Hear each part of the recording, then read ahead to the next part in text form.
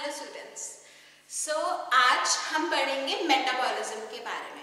अब स्पेसिफिकली हमारे जो सिलेबस के साथ कंसर्न है, हमारे पास लिपिड्स, प्रोटीन्स और कार्बोहाइड्रेट के मेटाबॉलिज्म के बारे में पढ़ना है हमने। अब मेटाबॉलिज्म, कार्बोहाइड्रेट्स, प्रोटीन्स और लिपिड्स के मेटाबॉलिज्म पढ़ने से पहले हमें पता होना चाहिए कि मेटाबॉलिज्म होता क्या है, राइट? तो मेटाबॉलिज्म हमारे पास क्या होता है? मेटाबॉलिज्म एक हमारे पास हमारी बॉडी के अंदर होने वाला एक ऐसा प्रोसेस है जिसके अंदर हमारे पास जो हमारा बायोकेमिकल है उसके अंदर क्या हो जाते हैं, चेंजेस हो जाते हैं या फिर ट्रांसफॉर्मेशन हो जाती है। What is metabolism? Metabolism is defined as biochemical changes occurring in a living system which facilitates the energy changes like transfer of biomolecules। तो मेटाबॉलिज्म क्या होता है? जो हमारे पास बायो ट्रांसफॉर्मेशन का प्रोसेस होता है, एक फॉर्म से दूसरे फॉर्म के अंदर हमारा जो बायोमोलिक्यूल है उसके अंदर। तो जो ये बायो ट्रांसफॉर्मेशन का प्रोसेस है, ये जो प्रोसेस होता है ये हमारे पास क्या कहलाता है? मेटाबॉलिज्म। तो क्या होता है metabolism? Metabolism is a process in which the molecule is biotransformed and which includes the changes in energy and also includes the changes in the structure of biomolecule। Okay?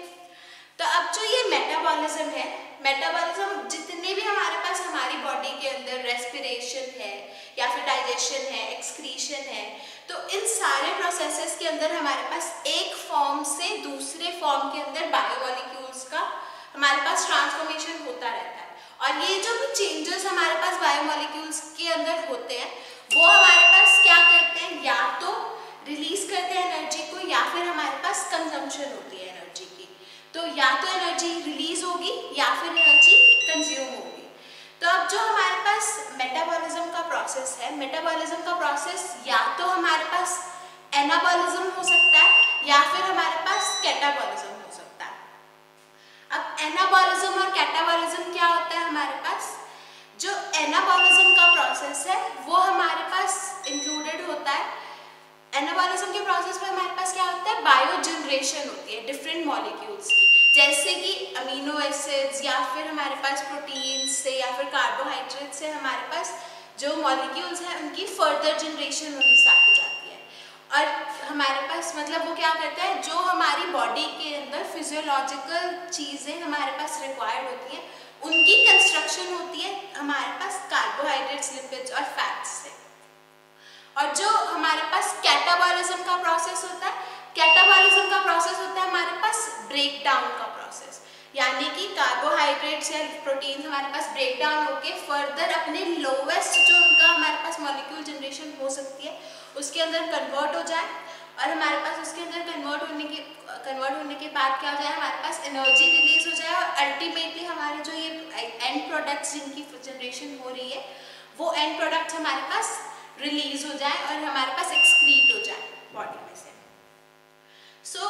अब नेक्स्ट टॉपिक हमारे पास आता है importance of metabolism, कि ये जो process है हमारे pass metabolism के अंदर जो बायो ट्रांसफॉर्मेशन हो रहा है मॉलिक्यूल्स का एक फॉर्म से दूसरे फॉर्म के अंदर, ये हमारी बॉडी के अंदर होता क्यों है? क्या इम्पोर्टेंस है मेटाबॉलिज्म की? तो मेटाबॉलिज्म जो है हमारी बॉडी के अंदर जितने भी फिजियोलॉजिकल प्रोसेसेस होते हैं, इन फिजियोलॉजिकल प्रोसेसेस के स्मूथ वर्किंग के लिए हमें क्या जरूरी चाहिए होता है? एनर्जी रिक्वायर्ड होती है। और ये जो एनर्जी हमारे पास रिक्वायर्ड होती है लिविंग ऑर्गेनिजम्स को मेंटेन करने के लिए अपनी लाइफ को, ये जो एनर्जी हमारे पास ये जो एनर्जी आती है, ये एनर्जी हमारे पास फूड से आती है। कार्बोहाइड्रेट्स, प्रोटीन्स और जो हमारे पास फैट्स है, ये सारे मिलके हमारे पास क्या करते हैं? एनर्जी सप्लाई करते हैं। और ये एनर्जी हमारे पास कैसे आएगी? जब हमारे पास इन फूड्स के अंदर जो कार्बोहाइड्रेट्स है, प्रोटीन्स है, फैट्स है, लिपिड्स है, जब इन फूड्स के अंदर हमारे पास इनका मेटाबॉलिज्म होगा और इन फूड्स के हमारे पास मेटाबॉलिज्म के बाद हमारे पास क्या हो जाएगा? एनर्जी की जनरेशन हो जाएगी। और ये हमारे पास जो मेटाबॉलिज्म का प्रोसेस है कार्बोहाइड्रेट्स के अंदर, प्रोटीन्स के अंदर, इनका मेटाबॉलिज्म का जो प्रोसेस है ये हमारे पास क्या करेगा? ये हमारे पास हेल्प करेगा जनरेशन करवाने में एटीपी की। और एटीपी क्या होता है हमारे पास? Adenosine triphosphate. और एडिनोसिन ट्राइफॉस्फेट क्या होता है? हमारी बॉडी का जो एनर्जी करेंसी ऑफ हमारा सेल है वो हमारे पास होता है एटीपी। तो अब जो हमारे पास एटीपी है, एटीपी हमारे पास फर्दर जो भी नॉर्मल मेटाबॉलिक फंक्शंस हमारी बॉडी के अंदर होते हैं उनके लिए एनर्जी प्रोवाइड करता है। और इसी के अंदर हमारे पास मेटाबॉलिज्म से रिलेटेड हमारे पास बायो एनर्जेटिक्स एक टर्म आता है। बायो एनर्जेटिक्स क्या होता है हमारे पास? बायो एनर्जेटिक्स हमारे पास ऐसी फील्ड है बायोकेमिस्ट्री की जो हमारे पास कंसर्न है ट्रांसफॉर्मेशन और एनर्जी रिलीज के, और एनर्जी के अंदर जो चेंजेस हमारे पास लिविंग सेल्स के अंदर होते हैं उसके साथ। So what is bioenergetics? Bioenergetics is a field of biochemistry which is concerned with the transformation and use of energy by living cells. So अभी हमारे पास जितनी भी बायोकेमिकल रिएक्शंस हमारी बॉडी के अंदर होती हैं, ये सारी बायोकेमिकल रिएक्शंस हमारे पास एंजाइम्स के थ्रू मीडिएटेड होती हैं। यानी कि ये जो हमारे पास रिएक्शंस होती हैं ये हमारे पास एंजाइम के हेल्प की वजह से ही होती है। और हमारे पास जो एंजाइम है वो इंटरमीडिएट रोल प्ले करता है। और जब हमारे पास ये स्पेसिफिक जो एंजाइम्स हमारे पास मेटाबॉलिज्म के प्रोसेसेस के अंदर हमारे पास रिक्वायर्ड होती हैं, जब इन एंजाइम्स के अंदर हमारे पास डेफिशिएंसी आ जाए तो ये जो एंजाइम्स हैं हमारे पास क्या हो जाता है? मेटाबॉलिक एरर कॉज हो जाता है। यानी कि मेटाबॉलिज्म के अंदर हमारे पास एरर आ जाता है और हमारे पास एबनॉर्मल मेटाबॉलिज्म हो जाता है। अब नेक्स्ट है हमारे पास कि जो हमने अभी ब्रीफ में पढ़ा कि मेटाबॉलिज्म हमारे पास फर्दर डिवाइडेड होता है कैटाबॉलिज्म और एनाबॉलिज्म के अंदर। अब कैटाबॉलिज्म के बारे में हमने अभी पढ़ा कि क्या होता है, ये एक ब्रेकडाउन का या डिग्रेडेटिव प्रोसेस होता है हमारे पास। इसके अंदर क्या होता है, जो हमारे मैक्रोमोलिक्यूल्स हैं या जो बायोमोलिक्यूल्स हैं उसके अंदर ब्रेकडाउन होता है और हमारे पास जो ये कार्बोहाइड्रेट, प्रोटीन्स और लिपिड्स हैं ये ब्रेक होते हैं हमारे पास। और ये क्या करते हैं, ये मैक्रोमोलिक्यूल्स जो हमारे पास बॉडी के अंदर या तो फूड के थ्रू आते हैं या फिर स्टोर होते हैं बॉडी के अंदर। और हमारे पास ये जो सारे मैक्रोमोलिक्यूल्स हैं ये स्टेप वाइज रिएक्शंस के अंदर हमारे पास इनकी डिग्रेडेशन होती है। और हमारे पास ये जो मॉलिक्यूल्स हैं इनकी जो डिग्रेडेशन होती है वो हमारे पास सिंपलर और स्मॉलर यूनिट्स के अंदर होती है। सो हमारे पास कैटाबॉलिज्म क्या हो जाएगा? Catabolism is a process in which the biomolecules are catabolized into smaller and simpler molecules। तो हमारे पे या फिर the catabolism is the process in which the biomolecules are broken down or degraded into the smaller or simpler molecules। और हमारे पास smaller और simpler substances कौन से बनते हैं? अब डिपेंडिंग अपॉन कि हमारे पास सबस्ट्रेट कौन सा, जब एंजाइम एक्ट करती है हमारे पास जो हमारी एंजाइम होगी वो किसी ना किसी सबस्ट्रेट के ऊपर एक्ट करेगी और उस सबस्ट्रेट को हमारे पास सिंपलर और स्मॉलर मॉलिक्यूल्स में कन्वर्ट कर देगी। तो ये जो रिएक्शंस हैं ये हमारे पास जितनी भी हमारे पास कैटाबॉलिज्म की रिएक्शंस होती हैं ये सारी रिएक्शंस हमारे पास, इन रिएक्शंस के अंदर हमारे पास एनर्जी की जनरेशन होती है। जब भी जो हाई एनर्जी फूड है या फिर जो हाई एनर्जी बायोमोलिक्यूल्स हैं जब इनका ब्रेकडाउन होगा तो हमारी बॉडी के अंदर क्या होगा? एनर्जी का रिलीज होगा और यही एनर्जी हमारे पास हेल्प करेगी फर्दर जो एनाबॉलिज्म का प्रोसेस है उसको करवाने के लिए या फिर हमारे पास जो एनर्जी रिक्वायरमेंट बॉडीज के अंदर होती है उनको फुलफिल करने के लिए। अब जो हमारे पास कार्बोहाइड्रेट, प्रोटीन और लिपिड, इनका हमारे पास जब कैटाबॉलिज्म होता है तो हमारी बॉडी में कैसे प्रोडक्ट्स हमारे पास रिलीज होते हैं। तो अगर सबसे पहले बात करें हम कार्बोहाइड्रेट्स की,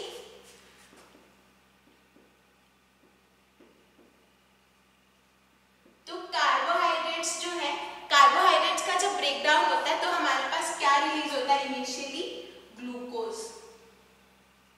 सो जब हमारे पास कार्बोहाइड्रेट का कैटाबॉलिज्म होगा तो हमारे पास क्या रिलीज होगा? ग्लूकोज। और ग्लूकोज हमारे पास क्या होता है? C6H12O6। और जब हमारे पास ग्लूकोज जो है ये ब्रेकडाउन होता है हमारे पास फाइनल जब अल्टीमेटली ब्रेकडाउन हो जाता है तो हमारे पास क्या रिलीज होता है? CO2 plus H2O। तो ये जो पूरा प्रोसेस है ये है हमारे पास कार्बोहाइड्रेट का मेटाबॉलिज्म या फिर कार्बोहाइड्रेट का कैटाबॉलिज्म का। स्पेसिफिक बात करें तो क्या हो रहा है हमारे पास कार्बोहाइड्रेट के कैटाबॉलिज्म के अंदर, कार्बोहाइड्रेट जो है वो हमारे पास कन्वर्ट हो रहा है ग्लूकोज के अंदर।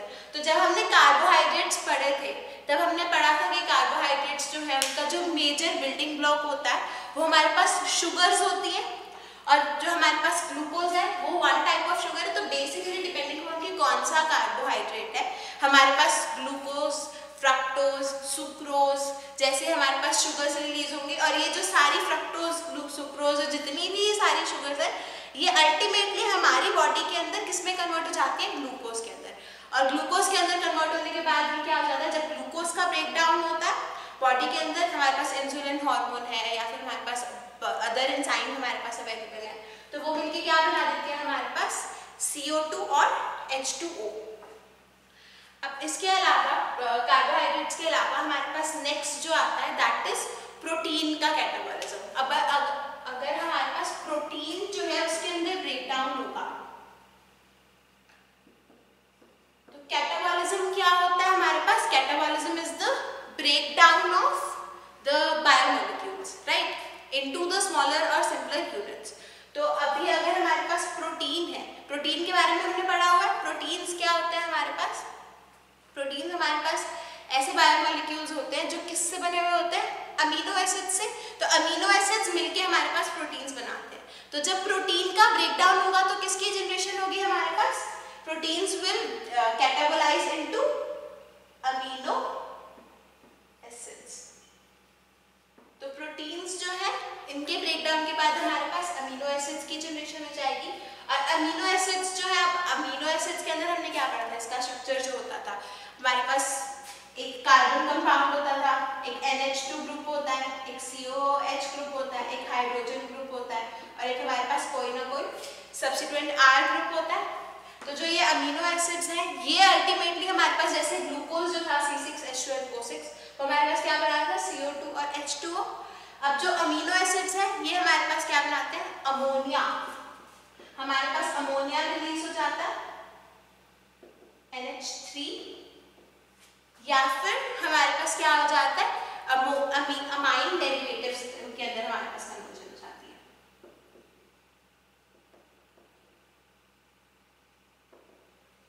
तो या तो हमारे पास अमोनिया की जनरेशन हो जाएगी या फिर अमाइन डेरिवेटिव्स के अंदर हमारे पास फर्दर ब्रेकडाउन हो जाएगा।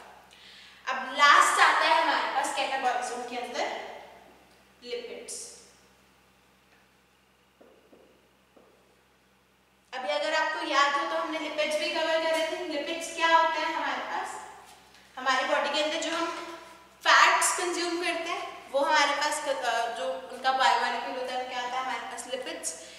तो हमारे पास जो लिपिड्स हैं जब इनका हमारे पास कैटाबॉलिज्म होता है तो किसकी जनरेशन होती है हमारी बॉडी के अंदर, फैटी एसिड्स की। अब लिपिड्स हमारे पास ब्रेकडाउन होंगे फैटी एसिड्स के अंदर। अब ये जो फैटी एसिड्स हैं ये अल्टीमेटली हमारे पास जो लास्ट प्रोडक्ट है वो बनाएंगे एसिटाइल कोएंजाइम A, और एसिटाइल कोएंजाइम A हमारे पास कार्बन कंपाउंड और CO2 की फर्दर में हमारे पास डिग्रेडेशन हो जाती है। So this is all about catabolism का प्रोसेस। अब कैटाबॉलिज्म के अलावा हमने पढ़ा था कि मेटाबॉलिज्म जो है वो एनाबॉलिज्म के अंदर भी डिवाइडेड होता है। तो मेटाबॉलिज्म हमारे पास 2 टाइप्स का होता है या फिर 2 प्रोसेसेस होते हैं हमारे पास मेटाबॉलिज्म के अंदर, एक है कैटाबॉलिज्म और एक है एनाबॉलिज्म। कैटाबॉलिज्म हमने कवर कर लिया। कैटाबॉलिज्म के अंदर क्या हो रहा था, कैटाबॉलिज्म के अंदर हमारे पास बायोमोलिक्यूल्स का ब्रेकडाउन हो जाता है हमारे पास किसके अंदर, सिंपलर और स्मॉलर मॉलिक्यूल्स के अंदर। अब एनाबॉलिज्म क्या होता है हमारे पास, एनाबॉलिज्म हमारे पास एग्जैक्ट अपोजिट होता है कैटाबॉलिज्म के। एनाबॉलिज्म हमारे पास कंस्ट्रक्टिव या फिर बिल्डिंग अप प्रोसेस है। अब कैटाबॉलिज्म में हमारे पास क्या हो रहा है, ब्रेकडाउन हो रहा है कंपाउंड्स का, और हमारे पास एनाबॉलिज्म के अंदर क्या होगा, हमारे पास जनरेशन होगी हमारे पास नए बायोमोलिक्यूल्स की। तो अब ये जो हमारे पास अब क्या होता है हमारे पास बॉडी के अंदर जो हम फूड कंज्यूम करते हैं। अब फूड के अंदर हमारे पास कार्बोहाइड्रेट, प्रोटीन्स और लिपिड्स हमारे पास हम इंजेस्ट करते हैं। तो ये जो हमारे पास फूड आता है इसके अंदर हमारे पास क्या हो जाता है, फूड के अंदर से हमारे पास मॉलिक्यूल्स को यूज करके जब हमारी बॉडी प्रोटीन्स, लिपिड्स एसिड्स की सिंथेसिस करे, प्रोटीन्स, लिपिड्स या फिर न्यूक्लिक एसिड की सिंथेसिस करे हमारे फूड में से या डाइट में से कार्बोहाइड्रेट, प्रोटीन्स और लिपिड्स का यूज करके, तो हमारे पास उस प्रोसेस को हम क्या कहेंगे, एनाबॉलिज्म। अब ये जो हमारे पास ये जो प्रोसेस है, एनाबॉलिज्म का जो प्रोसेस है, इसके अंदर हमारे पास एनर्जी रिक्वायर्ड होती है और एनाबॉलिज्म की जो हमारे पास एनर्जी आती है वो हमारे पास सप्लाई होती है फ्रॉम द कैटाबॉलिज्म। तो हमारे पास जो ये कार्बोहाइड्रेट्स हमारे पास ग्लूकोज के अंदर ब्रेक डाउन हो रहा है, ग्लूकोज हमारे पास CO2 + H2O के अंदर ब्रेक डाउन हो रहा है, तो हमारे पास साथ में क्या होता है, ATP रिलीज होता है इस प्रोसेस के अंदर। ऐसे ही जब प्रोटीन्स हमारे पास ब्रेक डाउन होते हैं तो हमारे पास ATPs रिलीज होते हैं, जब हमारे पास लिपिड्स ब्रेक डाउन होते हैं तो भी हमारे पास क्या होता है, ATP रिलीज होता है। और ये जो सारा हमारे पास ATP रिलीज हो रहा है, ये ATP हमारे पास कहाँ पे कंज्यूम होता है, एनाबॉलिज्म के अंदर। और एनाबॉलिज्म के अंदर हो क्या रहा होता है हमारे पास, जब हमारे पास जनरेशन हो रही है न्यूअर मॉलिक्यूल्स की, बॉडी के अंदर न्यूक्लिक एसिड सिंथेसाइज हो रहा है, हमारे पास एंजाइम सिंथेसाइज हो रही है, डिफरेंट प्रोटीन सिंथेसाइज हो रहे हैं, तो ये सारे जो हमारे पास सिंथेसिस का प्रोसेस है वो उनको एनर्जी रिक्वायर्ड होती है प्रोसेसेस के अंदर। और यही एनर्जी हमारे पास कहाँ से आती है, from the proteins, carbohydrates, lipids when they are catabolized. तो अब जो हमारे, अब इससे हमें क्या पता चलता है कि कैटाबॉलिज्म जो है वो हमारे पास एनर्जी जनरेट कर रहा है, एनाबॉलिज्म जो है वो एनर्जी कंज्यूम कर रहा है। तो क्या हमारे पास रिलेशन होगा कि जो एनाबॉलिज्म और कैटाबॉलिज्म का जो प्रोसेस है वो हमारे पास कैसे चलता है, बॉडी के अंदर ये प्रोसेसेस जो है ये साइमल्टेनियसली वर्क करते हैं, यानी कि हमारे पास एक दूसरे की कंडक्शन, हमारे पास कंडक्शन में या कंजंक्शन में चलते हैं, ताकि हमारे पास जैसे ही कैटाबॉलिज्म में एनर्जी रिलीज हो वैसे ही एनाबॉलिज्म के अंदर हमारे पास एनर्जी कंज्यूम होकर न्यूअर जो बायोमॉलिक्यूल्स हैं उनकी सिंथेसिस पॉसिबल हो पाए। अब ये जो, लेकिन जो ये प्रोसेस हमारे पास रिएक्शंस हैं ये हमारे पास इंडिपेंडेंटली रेगुलेट होती हैं, यानी कि हमारे पास जो रेगुलेटर्स हैं, जो एंजाइम्स रिस्पॉन्सिबल हैं, वो हमारे पास डिफरेंट एंजाइम्स रिस्पॉन्सिबल हैं। और हमारे पास एक बैलेंस मेंटेन्ड होता है एनाबॉलिज्म के बीच में और कैटाबॉलिज्म के बीच में, और यही जो एनाबॉलिज्म और कैटाबॉलिज्म का जो बैलेंस है ये हमारे पास बॉडी के अंदर रिस्पॉन्सिबल होता है या हेल्प करता है कांस्टेंट वेट को हमारे पास मेंटेन करने के लिए, कि जितनी एनर्जी हमारे पास कंज्यूम हो रही है उतनी ही एनर्जी हमारे बॉडी के अंदर हम सप्लाई कर रहे हैं, तो हमारे पास जो बॉडी का वेट रहेगा वो हमारे पास कांस्टेंट रहेगा। सो अब ये जो हमारे पास मेटाबॉलिज्म का प्रोसेस हो रहा है, अब मेटाबॉलिज्म के अंदर हमारे पास एबनॉर्मल मेटाबॉलिज्म की एक कंडीशन आती है। अब एबनॉर्मल मेटाबॉलिज्म के अंदर क्या होता है, हमने अभी पढ़ा था कि जो हमारी सारी रिएक्शंस हैं बॉडी के अंदर, ये जितनी भी कैटाबॉलिज्म की रिएक्शंस है या हमारे पास एनाबॉलिज्म की रिएक्शंस है, ये सारी रिएक्शंस हमारे पास किसके थ्रू कंट्रोल की जाती है, हमारे पास एंजाइम्स जो है वो मेजर रोल प्ले करती हैं इन मॉनिटरिंग और in processing of the biomolecules. तो ये जो हमारे पास सारी प्रोसेस है इसके अंदर हमारे पास एंजाइम्स मेजर रोल प्ले करती हैं, मीडिएट करती हैं। तो जब हमारे पास किसी एंजाइम की डेफिशिएंसी हो जाए, तो हमारे पास, या फिर एंजाइम के अंदर डिस्टर्बेंसेस हो जाए, तो हमारे पास जो मेटाबॉलिज्म का प्रोसेस है वो अफेक्ट होता है। और हमारे पास जो ये एंजाइम डेफिशिएंसी है, एंजाइम डेफिशिएंसी हमारे पास किसी भी रीजन की वजह से होती है। मेजरली हमारे पास 3 रीजंस होते हैं जिनकी वजह से हमारे पास एंजाइम्स के अंदर डेफिशिएंसी आ जाती है।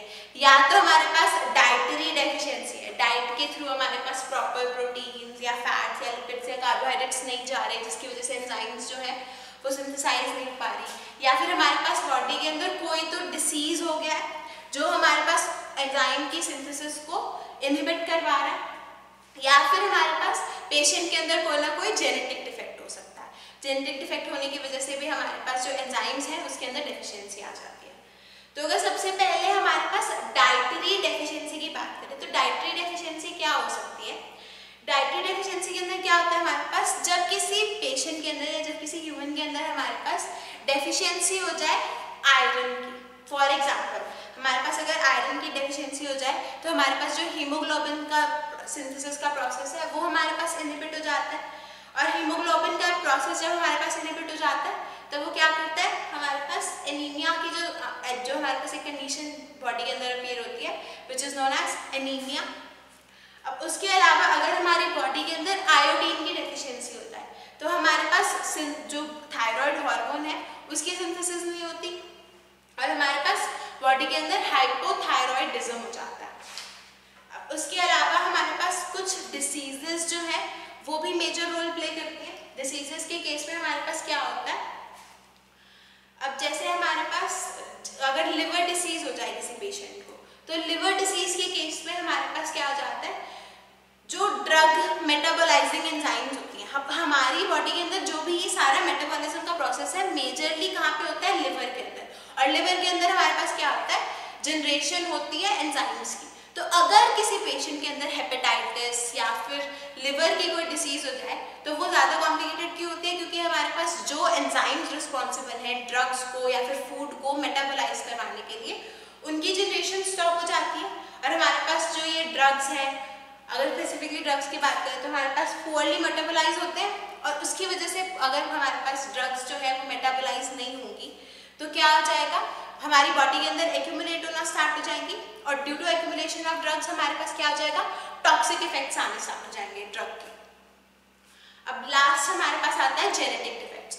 तो कुछ जेनेटिक डिफेक्ट्स की वजह से भी हमारे पास क्या हो जाता है, जो एंजाइम्स के अंदर डेफिशिएंसी आनी स्टार्ट हो जाती है। अब जेनेटिक डिफेक्ट्स जैसे कि हमारे पास कुछ जो पेशेंट्स हैं वो इनबॉर्न एरर्स के साथ, हमारे पास इनबॉर्न एरर्स ऑफ मेटाबॉलिज्म के अंदर होते हैं बाय बर्थ, जैसे कि हमारे पास फ्रक्टोस्यूरिया एक डिसीज है। अब फ्रक्टोस्यूरिया और गैलेक्टोसीमिया, इसके अंदर क्या होता है, हमारे पास फ्रक्टोज की और गैलेक्टोज की हमारे पास जो मेटाबॉलिज्म का प्रोसेस है वो प्रॉपर नहीं हो पाता due to lack in the concentration of enzymes which are responsible for the fructose and galactose metabolism। अब उसके बाद हमारे पास ये था हमारे पास ओवरव्यू मेटाबॉलिज्म के बारे में। मेटाबॉलिज्म के अंदर हमने मेटाबॉलिज्म पढ़ा, फिर हमने पढ़ा कि इंपॉर्टेंस क्या होती है मेटाबॉलिज्म की, फिर हमने पढ़ा एनाबॉलिज्म के बारे में, कैटाबॉलिज्म के बारे में। तो और फिर पढ़ा कि हमारे पास जो डिस्टर्बेंसेस हैं या एबनॉर्मलिटीज है हमारे पास मेटाबॉलिज्म के अंदर कैसे आ सकती है। So now we have to study कि जो कार्बोहाइड्रेट्स हैं उनका मेटाबॉलिज्म बॉडी के अंदर कैसे होता है। अब कार्बोहाइड्रेट्स हमारे पास, अब हमने जब कार्बोहाइड्रेट्स पढ़े थे तब हमने पढ़ा था कि कार्बोहाइड्रेट्स जो है हमारी बॉडी के अंदर फ्यूल की तरह हमारे पास सर्व करते हैं। बॉडी की जो मेजर एनर्जी हमारे पास डाइट से अवेलेबल होती है वो हमारे पास कार्बोहाइड्रेट से आती है। अब कार्बोहाइड्रेट्स जो है वो ऑक्सीडाइज हो जाते हैं और एनर्जी प्रोवाइड करते हैं बाकी मेटाबॉलिक प्रोसेसेस के लिए। और उसके अलावा हमारे पास जो इंटरमीडिएट प्रोडक्ट्स होते हैं जो कार्बोहाइड्रेट्स के, वो हमारे पास बाकी जो हमारे पास बायोसिंथेटिक रिएक्शंस हैं उनके इंटरमीडिएट्स की जनरेशन होती है। तो बेसिकली हमारे पास जब कार्बोहाइड्रेट्स का मेटाबॉलिज्म होता है तो हमारे पास क्या होता है, जनरेशन होती है ग्लूकोज की। तो हमारे पास सब या तो ग्लूकोज की जनरेशन होती है या फिर substances which are related to glucose की जनरेशन होती है। अब जो ग्लूकोज है, ग्लूकोज हमारे पास एक इम्पॉर्टेंट बायोमॉलिक्यूल है हमारी बॉडी के अंदर और एक बेसिक कार्बोहाइड्रेट है। ये हमारे पास मेजर और इम्पॉर्टेंट शुगर है फूड की, जो ग्लूकोज है। और जो हमारे पास स्टार्च है या फिर सुक्रोज है या लैक्टोज है, इन सब की जब हमारे पास डिग्रेडेशन होती है या मेटाबॉलिज्म होता है तब हमारे पास क्या होता है, ग्लूकोज की जनरेशन होती है। तो अब इसके बाद हमारे पास कुछ एस्पेक्ट्स आते हैं कार्बोहाइड्रेट मेटाबॉलिज्म के।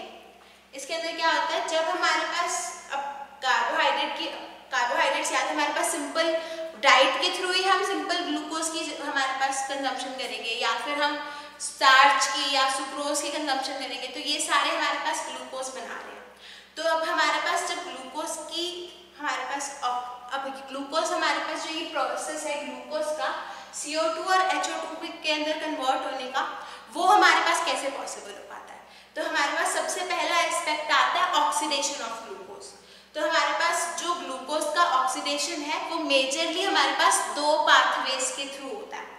फर्स्ट पाथवे है हमारे पास ग्लाइकोलिसिस, और ग्लाइकोलिसिस पाथवे को हम एम्मेडन-मेयरहोफ पाथवे भी बोलते हैं। एम्मेडन-मेयरहोफ पाथवे, इसको EMP पाथवे भी हम EMP भी बोलते हैं। तो या तो ग्लूकोज जो है उसकी जो ऑक्सीडेशन है CO2 और HO2 में कन्वर्ट होने के लिए, या तो ये प्रोसेस हमारे पास ग्लाइकोलिसिस के थ्रू होगा और ग्लाइकोलिसिस को हम क्या बोलते हैं, एम्बेडल-मेयरहोफ पाथवे। या फिर हमारे पास क्या होगा, जो दूसरा प्रोसेस है that is hexose monophosphate shunt, इसको हम HMP शंट भी बोलते हैं। और अब जो ग्लाइकोलिसिस का प्रोसेस है, ग्लाइकोलिसिस के प्रोसेस के अंदर हमारे पास क्या होता है, जो ग्लूकोज है वो पायरूवेट के अंदर ऑक्सीडाइज हो जाता है, या तो पायरूवेट के अंदर ऑक्सीडाइज हो जाएगा या फिर हमारे पास लैक्टिक एसिड के अंदर ऑक्सीडाइज हो जाएगा। जब हम ग्लाइकोलिसिस के बारे में डिटेल में पढ़ेंगे तब पढ़ेंगे कि पायरूवेट में हमारे पास कब ग्लूकोज कन्वर्ट होता है और हमारे पास लैक्टेट में कब कन्वर्ट होता है।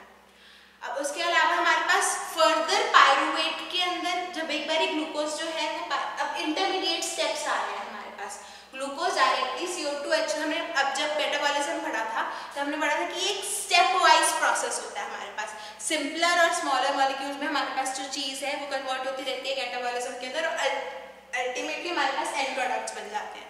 तो पहले क्या होगा, हमारे पास ऑक्सीडेशन होगी ग्लूकोज की, ऑक्सीडेशन या तो ग्लाइकोलिसिस के हेल्प से होगी या पाथवे से होगी या फिर हमारे पास HMP शंट के थ्रू होगी। अब जब ग्लाइकोलिसिस होगी तो क्या होगा, क्या हमारे पास ग्लूकोज जो है वो पायरूवेट में कन्वर्ट हो जाएगा। अब फर्दर क्या होगा, पायरूवेट जो है वो हमारे पास एसिटाइल कोएंजाइम A में कन्वर्ट हो जाएगा। अब एसिटाइल कोएंजाइम A जो है वो हमारे पास कन्वर्ट हो जाएगा CO2 और H2O के अंदर। अब ये तो है हमारे पास ऑक्सीडेशन का प्रोसेस जो कि ग्लूकोज का होता है। अब हमारे पास नॉन कार्बोहाइड्रेट सोर्सेज से भी ग्लूकोज की सिंथेसिस होती है, और जब हमारे पास ग्लूकोज की सिंथेसिस नॉन कार्बोहाइड्रेट सोर्सेज से होती है या फिर हमारे पास ग्लूकोज की सिंथेसिस का जो प्रोसेस है हम उसको कहते हैं ग्लूकोनियोजेनेसिस। अब उसके अलावा हमारे पास नेक्स्ट प्रोसेस है conversion of glucose to glycogen. अब ग्लूकोज जब हमारे पास ग्लाइकोजन में कन्वर्ट होता है, इस प्रोसेस को हम बोलते हैं ग्लाइकोजिनोलाइसिस, ग्लाइकोजेनेसिस। ग्लाइकोजिनोलाइसिस होता है हमारे पास ग्लाइकोजन का ब्रेकडाउन, और ग्लाइकोजेनेसिस होता है हमारे पास ग्लूकोज से ग्लाइकोजन। अब हमने पढ़ा था कि जो ये बायोमॉलिक्यूल्स हैं बॉडी के अंदर स्टोर भी होते हैं, तो ग्लूकोज जो है वो ग्लाइकोजन की फॉर्म में हमारे पास बॉडी के अंदर स्टोर होता है, और ग्लाइकोजन का जो फॉर्मेशन का प्रोसेस है वो है हमारे पास ग्लाइकोजेनेसिस। अब जब हमारे पास एनर्जी की रिक्वायरमेंट बॉडी के अंदर इंक्रीज हो जाती है तो क्या होता है, ग्लाइकोजन जो है वो हमारे पास ब्रेक डाउन हो जाता है टू फॉर्म ग्लूकोज। तो हमारे पास इस प्रोसेस को क्या कहते हैं हम, ग्लाइकोजिनोलाइसिस। सो ये थे हमारे पास कार्बोहाइड्रेट मेटाबॉलिज्म के एस्पेक्ट्स। नेक्स्ट सेक्शन में हम जो ग्लाइकोलिसिस का प्रोसेस है उसके बारे में डिटेल में पढ़ेंगे। Thank you.